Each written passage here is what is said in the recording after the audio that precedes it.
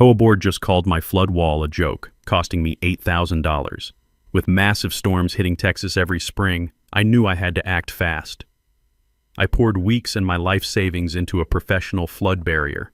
Engineered stone, perfect drainage, fully permitted. Why go to such extremes? My wife Martha has dementia.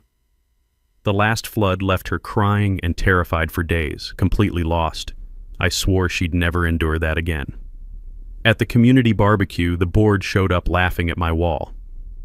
"What's next, Donovan? Sandbags?" Winston sneered. "This peasant stonework is a joke." The others nodded like I was the neighborhood idiot. "This joke has to go," he declared. "Remove it or we foreclose." Minutes later, the storm hit hard. These three powerful people were about to learn why you never mess with a man who truly understands how water works. I'm Garrett Donovan, retired plumber, and this is how three bullies got exactly what they deserved. Ever dealt with neighbors who thought they could push you around? Where are you watching from tonight? Let me take you back to Willowbrook Estates, just outside Houston.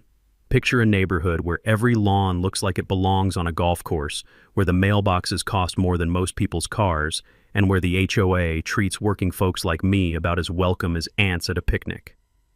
I moved there in 2019 with my wife, Martha. She'd just been diagnosed with early-stage dementia, and we needed somewhere quiet, safe. The smell of fresh-cut grass and the sound of kids playing seemed perfect. What I didn't count on was the Ashford family treating the place like their personal kingdom. Winston Ashford III, and yes, he always used the third, was HOA president. Trust fund baby who inherited daddy's development company. Picture a guy who wears polo shirts to check the mail and considers anyone without a college degree a property value threat. His wife Brielle designed interiors for McMansions and talked about aesthetic harmony like it was a religion. Then there's Dr. Kenneth Silverton, the board treasurer, cardiologist with the biggest lot in the neighborhood right on the creek, the kind of guy who'd correct your grammar while you're having a heart attack. All three lived in those premium creekside lots, the ones that flooded every spring when the rains came hard. See, Texas weather doesn't mess around. When those Gulf storms roll in, they dump rain like God's emptying a bucket. Our neighborhood sits in what engineers call a natural basin, basically a big bowl where water loves to collect. The original developers knew this. That's why they built proper drainage channels directing water toward the creek. But here's where it gets interesting. After I moved in, I noticed something weird during my morning walks. The storm drains that should have carried water toward the creek had been redirected. Heavy concrete barriers, professional-grade diverters, all pointing water away from the creekside lots and toward the middle-income section where I lived. I pulled out my old Army Corps surveying tools. Yeah, I did more than just fix pipes in my day. And confirmed what I suspected. Someone had illegally modified the neighborhood's entire drainage system. Martha and I learned this the hard way during Hurricane Laura in 2020. Water came pouring through our backyard like a river. Our basement flooded. Lost family photos, Martha's piano, thousands in damage. Meanwhile, the Ashfords' properties stayed bone dry. That's when I decided to build protection. I'm talking about a proper flood barrier, 3 feet high, engineered stone with built-in drainage channels that would redirect water back where it belonged. Cost me $8,000 and 3 weeks of back-breaking work. But when I was done, that wall was a thing of beauty. Even added flower boxes on top and LED lighting that made it look like something from Better Homes and Gardens. The HOA noticed immediately. First came the passive-aggressive note in my mailbox. Resident concern regarding unapproved structure. Then the formal violation letter. Finally, Winston himself showed up at my door with his little clipboard and that smirk that made you want to introduce his face to a wrench. "Mr. Donovan," he said, not bothering to hide his disdain, "this fortress you've built violates our community standards. It's got to go." "It's flood protection," I replied, "and it's entirely on my property." Brielle appeared beside him like she'd been summoned. "It's completely out of character with our neighborhood aesthetic. It looks like, well, like trailer park trash." The smell of her expensive perfume couldn't mask the stench of her attitude. "We're giving you 30 days, Winston continued. "Remove it voluntarily or we'll be forced to take legal action." That's when Dr. Silverton chimed in from the street. "What's next, Donovan? Sandbags and plastic sheeting?" They all laughed. Actually laughed. Standing there, listening to these people mock the protection that would keep my home and my sick wife safe from flooding, I felt something click inside my chest. Not anger exactly, more like the cold, calculated fury of a man who spent 40 years solving problems that seemed impossible. They wanted a fight? They had no idea who they were dealing with. The next morning, I found Martha in the kitchen, staring at the coffee maker like she'd never seen one before. Early dementia steals moments like that, little pieces of the person you love disappearing without warning. I helped her with breakfast, kissed her forehead, and headed out to my workshop. Time to get creative. If they wanted aesthetics, I'd give them aesthetics. But I'd also give them a lesson in what happens when you mess with a man who understands water, pressure, and the physics of fluid dynamics. I spent the next week rebuilding that wall into something even more beautiful. Natural fieldstone instead of plain concrete blocks. Integrated planters with actual drainage systems hidden inside. Curved sections that followed the natural slope of my yard. When the morning sun hit those stones just right, they practically glowed. The best part? Every single modification made the flood protection even better. 2 weeks later, the board called an emergency meeting. I could smell the fresh brewed coffee and hear the rustle of official documents as neighbors filed into the community center. Winston stood at the front like he was addressing Congress. "We're here to discuss the ongoing situation with Mr. Donovan's construction project," he announced, gesturing toward me like I was a problem to be solved. Brielle pulled out her phone, showing pictures of my wall to the crowd. "This is completely inappropriate for our community character. Look at this medieval fortress aesthetic." I stood up. "Actually, it's called fieldstone masonry, same technique used in million-dollar Tuscan villas." The room went quiet. "Furthermore," I continued, "every component meets or exceeds county building codes. I have permits for the electrical work, engineering surveys for the foundation, and approval from the city planning department for all modifications." Winston's eye twitched. "Permits can be challenged. We have the right to maintain community standards." That's when I dropped my first surprise. "Funny thing about community standards," I said, reaching into my folder. "I did some research into previous HOA approvals. Turns out your pool deck, Winston, extends 14 feet into the required setback zone. Never saw a permit for that."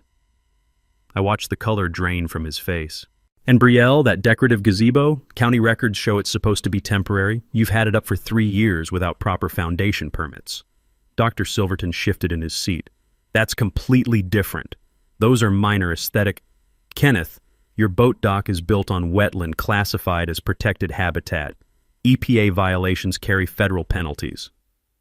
The room had gone dead silent except for the hum of the fluorescent lights overhead. Winston tried to regain control. "Mr. Donovan, you're deflecting from the issue at hand. Your wall violates our covenants regarding—" "Which covenants exactly?" I pulled out a thick binder. "I've read every page of our CC&Rs. There's nothing prohibiting flood protection structures. In fact, Section 7.3 specifically encourages reasonable measures to protect property value and resident safety." Brielle's perfectly manicured fingers drummed against the table. "The board has discretionary authority to interpret—" "The board has authority to enforce existing rules," I interrupted, "not to create new ones retroactively, especially not when those new rules seem to apply selectively." I let that hang in the air for a moment. "See, I've been documenting every HOA approval for the past 5 years. Interesting pattern emerges. Families in the creekside lots get approved for everything: pool houses, guest cottages, decorative walls, you name it. Families in the middle section? Denied for minor modifications like replacing mailbox posts."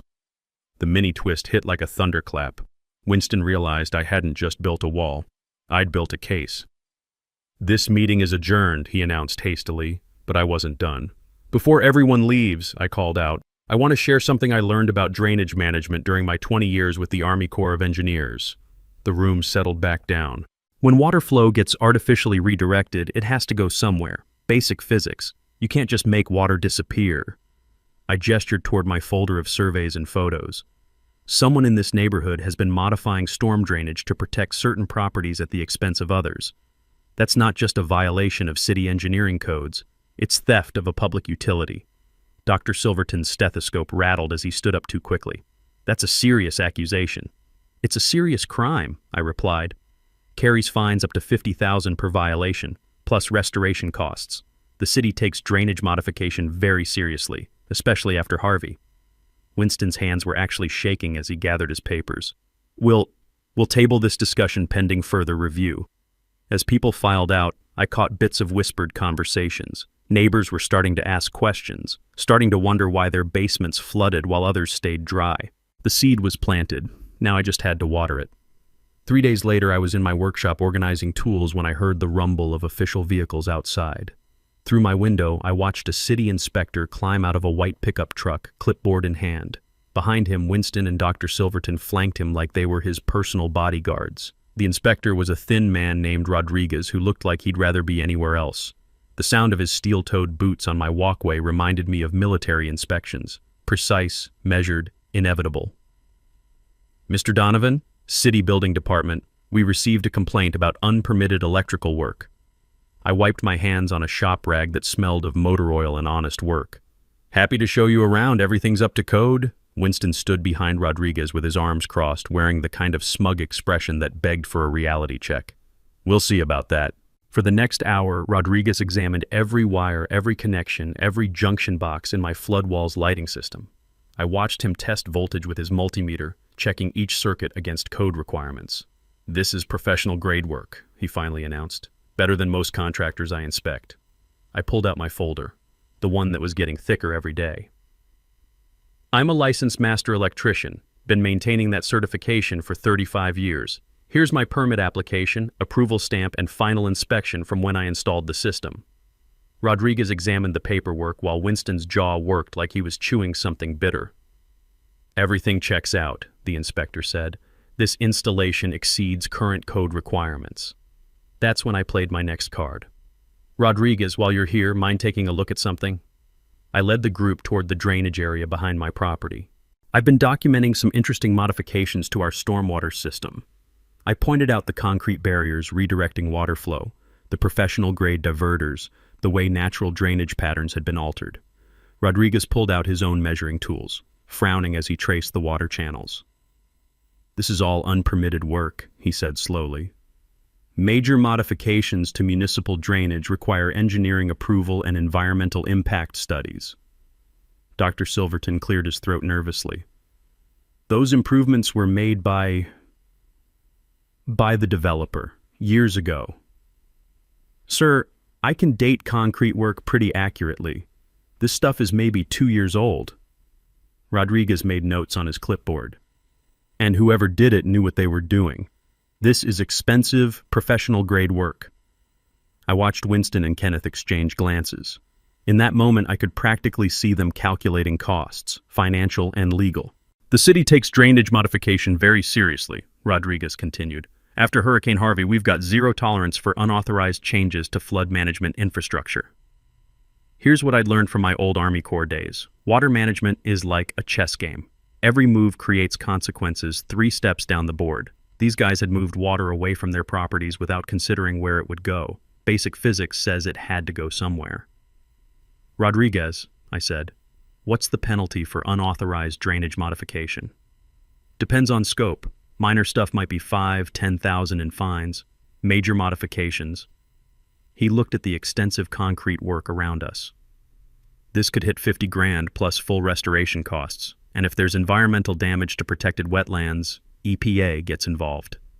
The color drained from Kenneth's face like someone had pulled a plug. After Rodriguez left with promises to look into the drainage situation more thoroughly, Winston tried one last desperate move. Donovan, this is getting out of hand.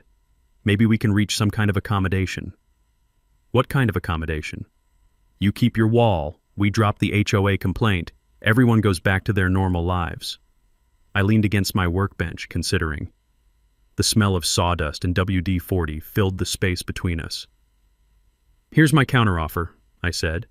You restore the original drainage patterns, you pay for the damage caused to affected properties over the past 2 years, and you resign from the board.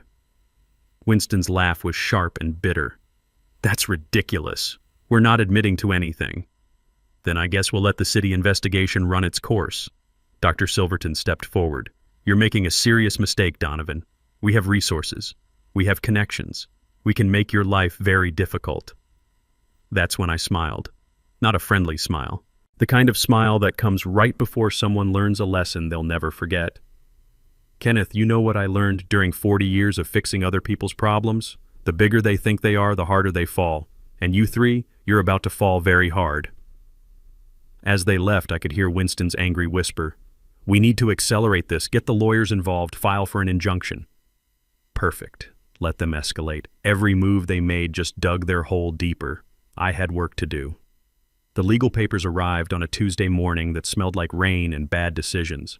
Martha and I were having breakfast when the process server knocked, his clipboard thick with documents that rustled like autumn leaves. Temporary restraining order, he announced, handing me an envelope thick enough to choke a horse.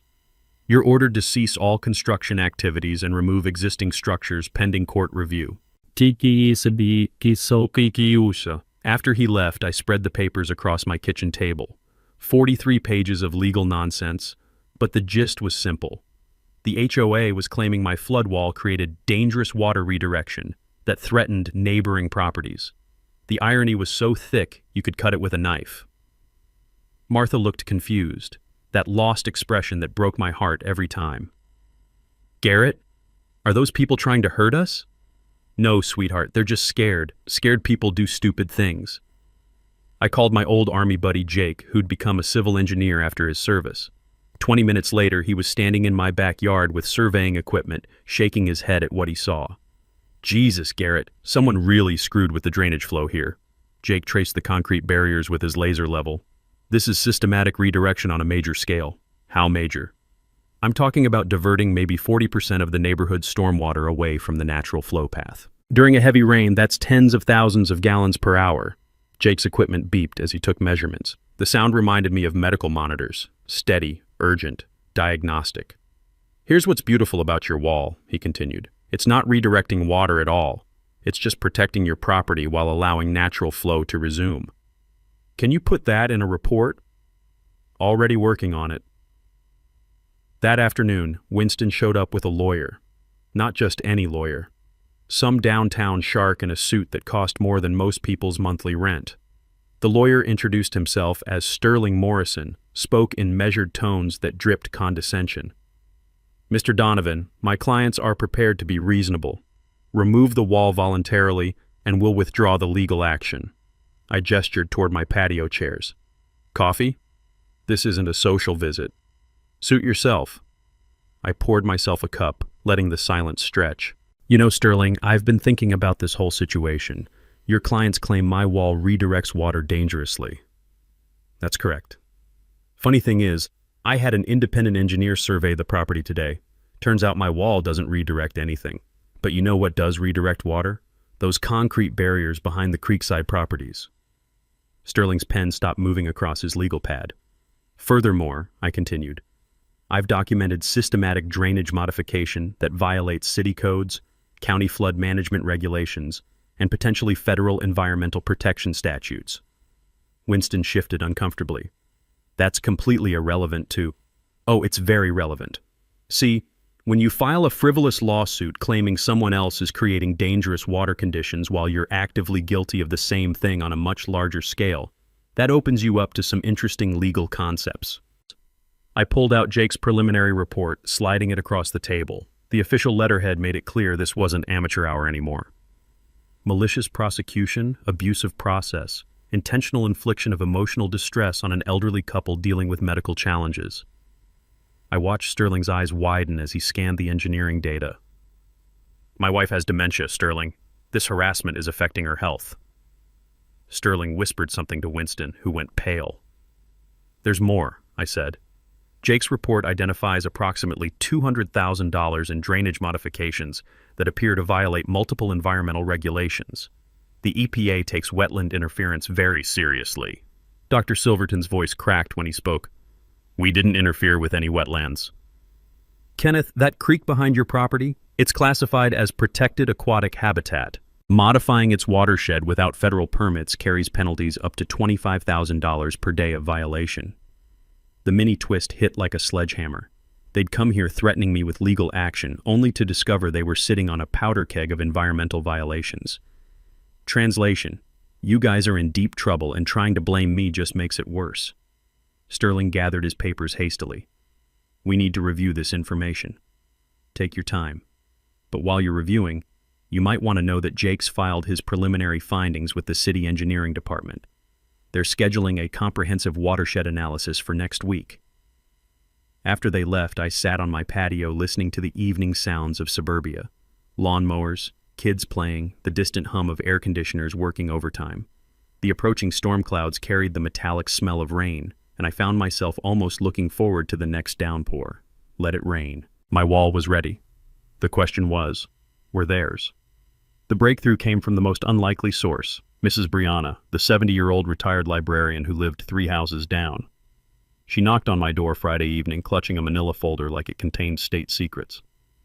Mr. Donovan, I hope you don't mind my intrusion, but I've been following this situation with considerable interest.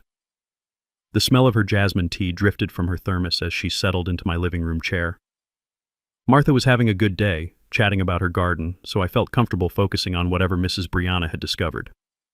I spent 30 years as a research librarian, she continued, and this whole drainage mystery bothered me, so I did what librarians do. I dug into the records. She opened her folder, revealing photocopied documents, aerial photographs, and what looked like engineering blueprints. These are the original subdivision plans from 1987. Notice anything interesting about the drainage design? I studied the blueprints. The original drainage system was elegantly simple, natural flow patterns that channeled stormwater toward the creek through a series of retention ponds and overflow channels. Now look at this. She produced a more recent aerial photograph. This is from 2019, right after the Ashfords moved in. The difference was striking. Where the original plans showed natural water flow, someone had installed an elaborate system of underground diverters, concrete channels, and what appeared to be a sophisticated pump system. Mrs. Brianna, this must have cost $200,000 minimum, she said crisply. I checked with 3 drainage contractors. This wasn't some weekend DIY project. She pulled out another document that made my blood run cold. A work order from Ashford Development Company dated September 2019 for emergency flood mitigation, hurricane preparation. They did this work right after Hurricane Dorian when everyone was focused on storm prep. No permits, no environmental studies, no neighborhood notification. Just moved in their own equipment and completely altered 30 years of established drainage patterns. The pieces clicked into place like a machine finding its rhythm. The Ashfords hadn't just bought houses in Willowbrook Estates, they'd bought the whole development. Winston's company owned the empty lots, controlled the HOA management contract, and had systematically modified infrastructure to protect their investment properties. But here's the smoking gun, Mrs. Brianna said, producing a thick legal document. The original environmental impact study from 1987. It specifically identifies the creek behind their properties as protected aquatic habitat. Any modification to its watershed requires federal approval. I felt that cold fury building again, the kind that comes when you realize how thoroughly you've been played. They've been flooding the middle-income section to protect their premium lots, and they've been using HOA authority to prevent residents from protecting themselves. Mrs. Brianna nodded grimly. It gets worse. I traced the property ownership records. Ashford Development has been systematically buying foreclosed homes in the flood-affected areas, then flipping them to unsuspecting buyers without disclosing the drainage modifications. How many homes? 18 properties in the past 2 years, average profit margin of $60,000 per flip. The scope was breathtaking. They weren't just stealing water, they were running a sophisticated real estate scam that profited from the flooding they'd created. Mrs. Brianna, this is fraud on a massive scale. Indeed, and I believe we have grounds for both criminal complaints and civil action. She handed me a business card. My nephew practices environmental law, specializes in cases involving illegal watershed modification. As she left, I sat in my workshop surrounded by tools and blueprints, finally understanding the full scope of what I was up against. This wasn't just about an HOA board drunk on petty power. This was organized crime disguised as community development. They'd underestimated a retired plumber with time, tools, and nothing left to lose. Big mistake. Sunday morning found me in my workshop before dawn, surrounded by blueprints, legal documents, and the kind of detailed planning that comes from 40 years of solving impossible problems. The smell of fresh coffee mixed with machine oil as I laid out my strategy like a general preparing for war. Step 1. Document everything. I'd learned from the Army Corps that engineering problems require engineering solutions. Mrs. Brianna's nephew, David Liu, was driving down from Dallas that afternoon with environmental testing equipment and a camera crew from an investigative journalism outfit. But documentation was just the foundation. The real solution required something more elegant. See, here's what most people don't understand about water management. It's not about stopping water. It's about convincing water to go where you want it to go. And after studying the Ashfords' illegal modifications, I'd figured out exactly how to convince their stolen water to come home. The key was their pump system. They'd installed a sophisticated network of underground pumps to actively redirect stormwater away from their properties during heavy rains. The pumps were connected to sensors that activated automatically when water levels reached certain thresholds. Brilliant engineering, actually. Also completely illegal without permits. From my tool shed, I retrieved a collection of components that would make MacGyver proud. Industrial-grade solenoid valves, programmable timers, waterproof junction boxes, and about 100 feet of underground conduit. The kind of stuff you can buy at any electrical supply house, no questions asked. David Liu arrived that afternoon with more equipment than a NASA mission. Environmental testing kits, flow meters, underwater cameras, and a legal briefcase thick with precedent cases involving illegal drainage modification. "This is impressive work," he said, examining the Ashfords' pump system through my property survey photos. "Also flagrantly illegal. Federal environmental violations, state engineering code violations, municipal drainage violations. These people hit the trifecta. What kind of penalties are we looking at? Conservative estimate, $500,000 in fines, full restoration costs, and potential criminal charges for environmental fraud." We spent the next week building two parallel strategies, legal and hydraulic. The legal strategy was David's department. He filed complaints with the EPA, the State Environmental Agency, the County Engineering Department, and the City Planning Office. Each agency would conduct its own investigation, but the EPA complaint was the nuclear option. Federal environmental crimes carry serious jail time. The hydraulic strategy was my specialty. Here's what I learned about the Ashfords pump system. It was designed by professionals, but maintained by amateurs.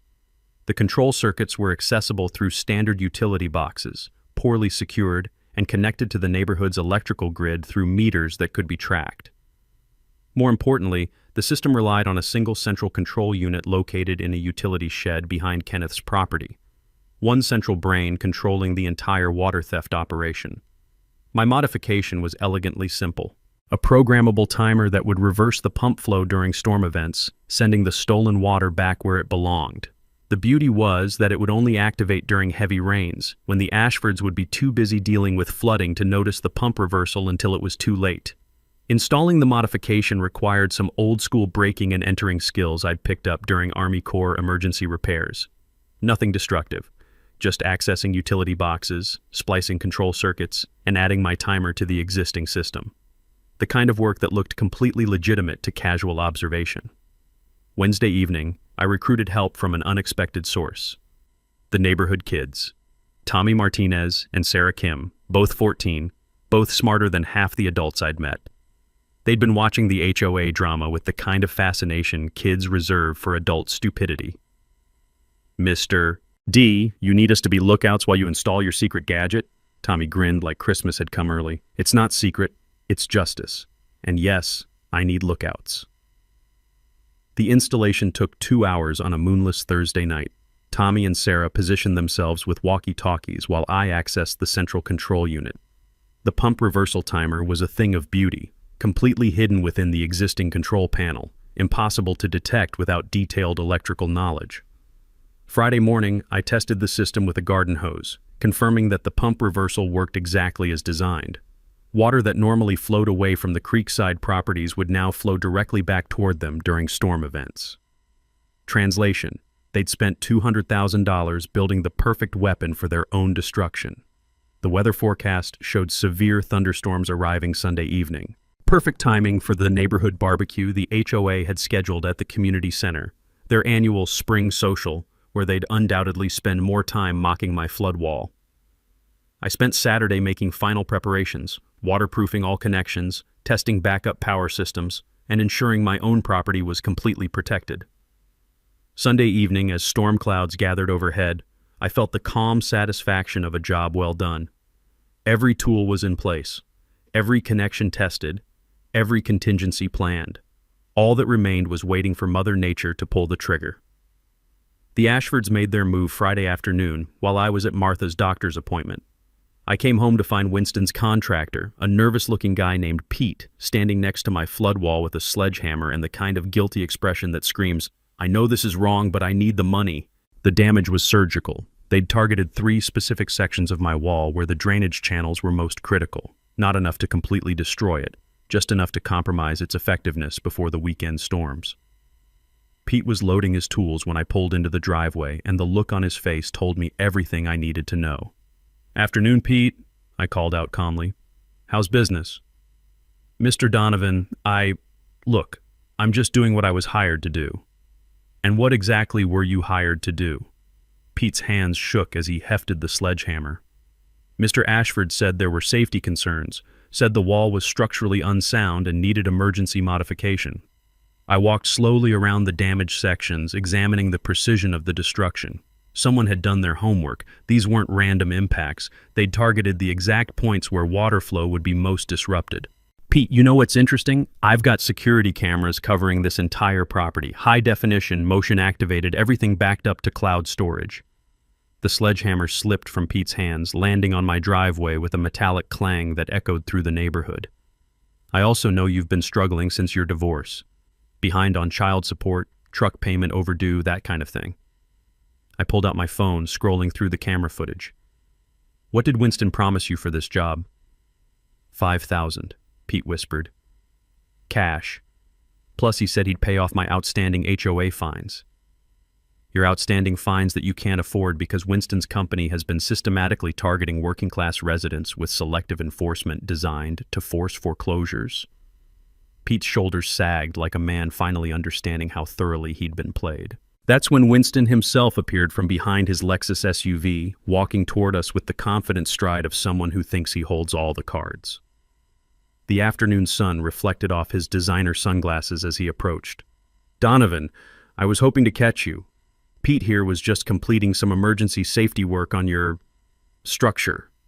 Is that what we're calling vandalism now?" Winston's smile never wavered. "Pete documented several structural deficiencies that posed immediate danger to neighboring properties. We had no choice but to authorize emergency stabilization." I held up my phone, showing him the camera footage. "You mean you had no choice but to commit criminal destruction of property while I was caring for my disabled wife? That's a serious accusation. It's a serious crime. Destruction of property, criminal trespass, conspiracy to commit fraud. Pete here has been very helpful in documenting the details." Pete stepped forward, his voice stronger now. "Mr. Donovan, he told me you'd agreed to the modifications, said it was all approved by the HOA board." Winston's eye twitched. "Pete, Pete, I think you should know that Winston's been lying to you about more than just my wall." I pulled out Mrs. Brianna's research folder.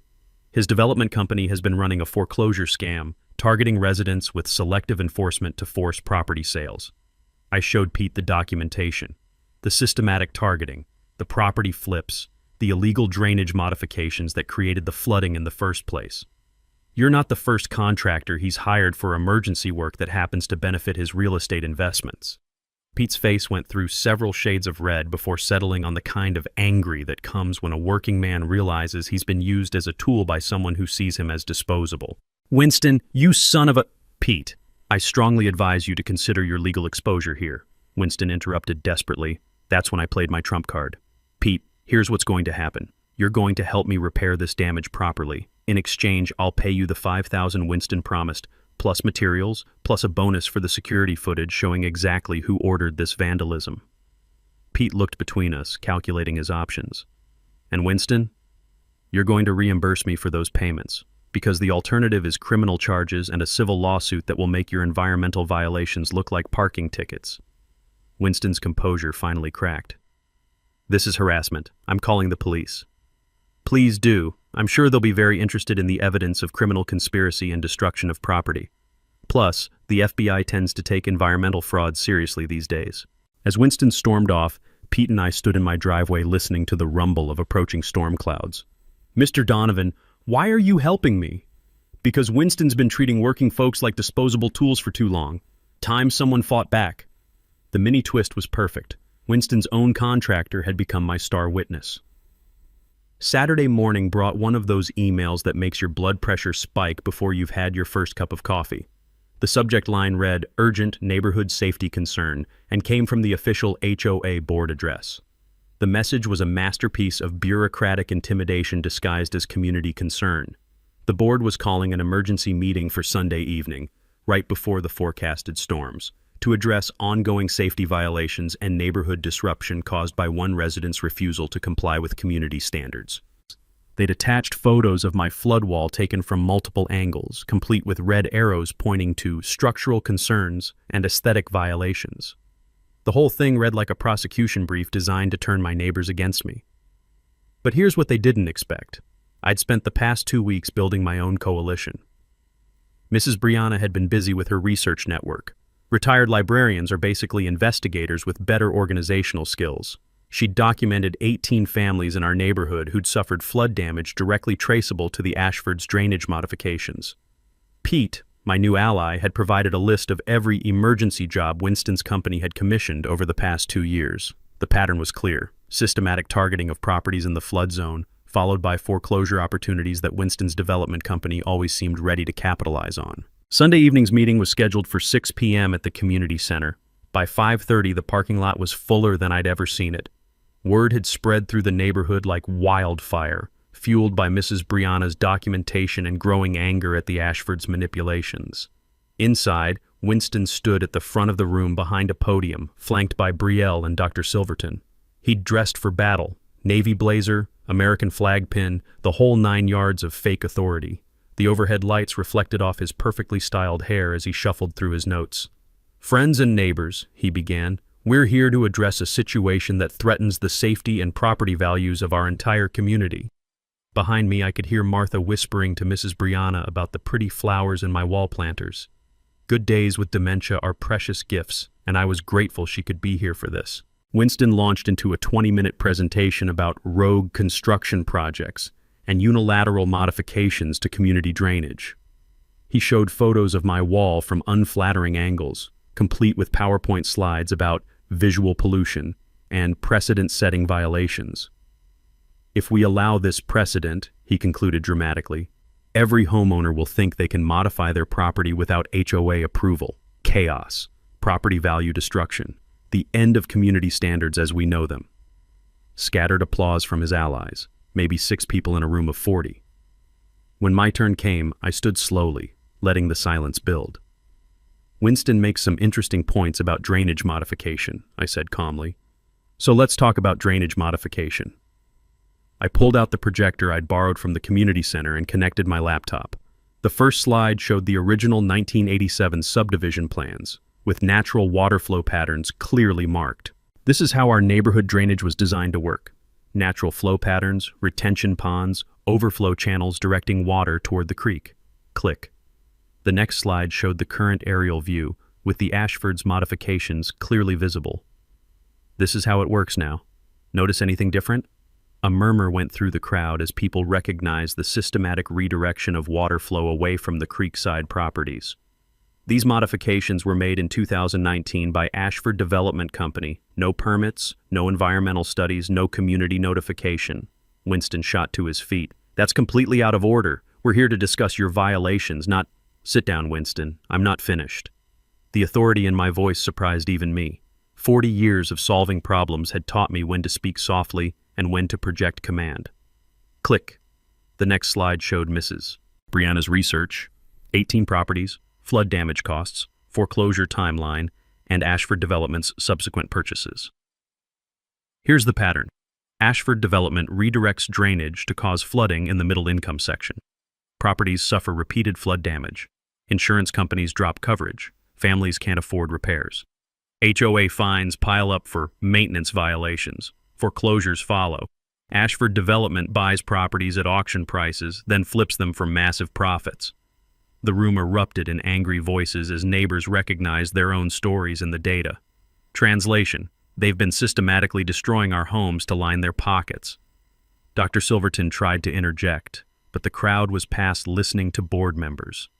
My final slide showed the EPA complaint, the criminal investigation, and the estimated penalties the Ashfords faced for environmental fraud. So when Winston talks about dangerous drainage modifications threatening community safety, I concluded, he's absolutely right. He just forgot to mention that he's the one who made them. Thunder rumbled outside as the first drops of rain hit the community center windows. Perfect timing. The storm hit like nature's own drum roll, building from scattered drops to steady downpour during Winston's increasingly desperate attempts to regain control of the meeting. Outside the community center's windows, lightning flickered through sheets of rain that looked like God was power-washing Texas. "This is all speculation and conspiracy theories," Winston shouted over the growing noise of rain on the metal roof. "Mr. Donovan is deflecting from his own violations by making wild accusations." That's when the lights flickered and my phone buzzed with the weather alert I'd been waiting for. Flash flood warning. Take immediate action, Mrs. Brianna leaned over to whisper, "Garrett, shouldn't we be concerned about the flooding?" "Don't worry," I said loud enough for the room to hear. "My wall is designed for exactly this kind of storm." Through the windows, we could see water beginning to pool in the community center parking lot. The storm drains were struggling to handle the volume, exactly as predicted. Winston seemed oblivious to the developing situation outside, still trying to rally support for his position.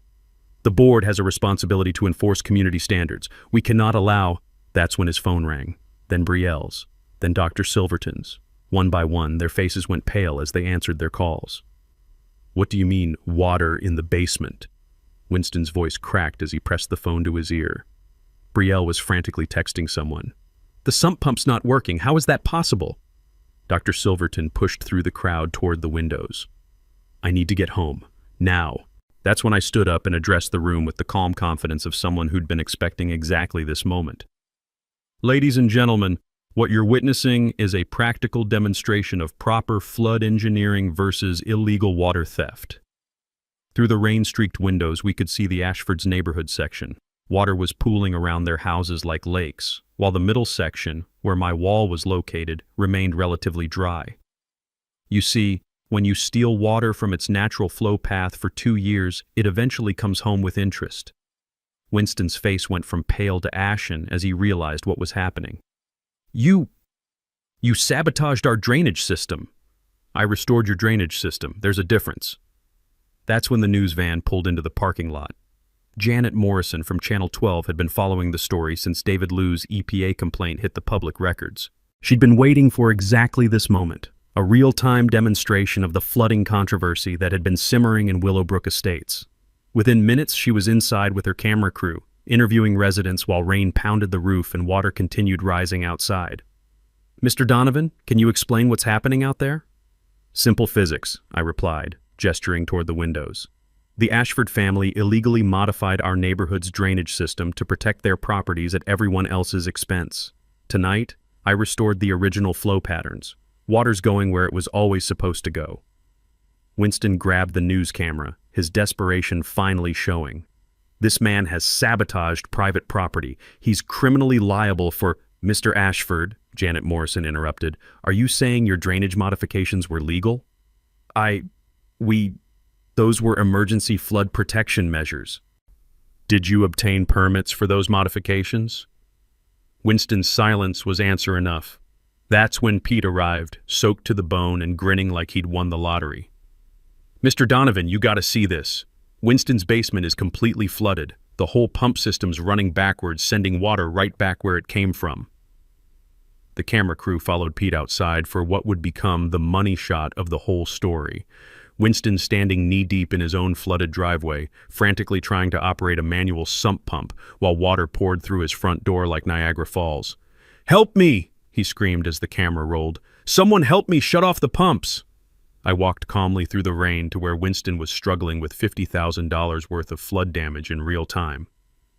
"Winston, you know what's beautiful about properly engineered flood protection? It works exactly as designed. Turn off your sabotage device. My house is being destroyed." The camera captured every word as I delivered the line I'd been practicing for weeks. "I didn't sabotage anything. I just gave your stolen water back to its rightful owner. Turns out Mother Nature has been wanting to have a conversation with you for quite some time."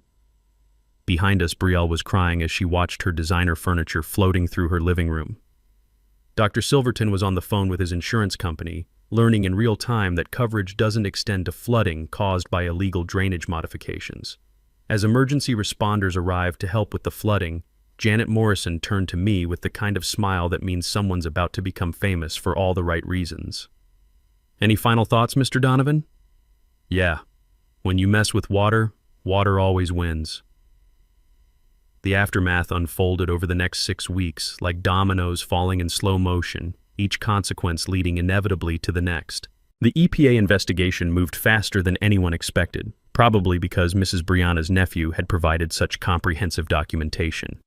By the end of May, Ashford Development Company faced federal environmental violations totaling $847,000 in fines, plus mandatory restoration of all illegal drainage modifications.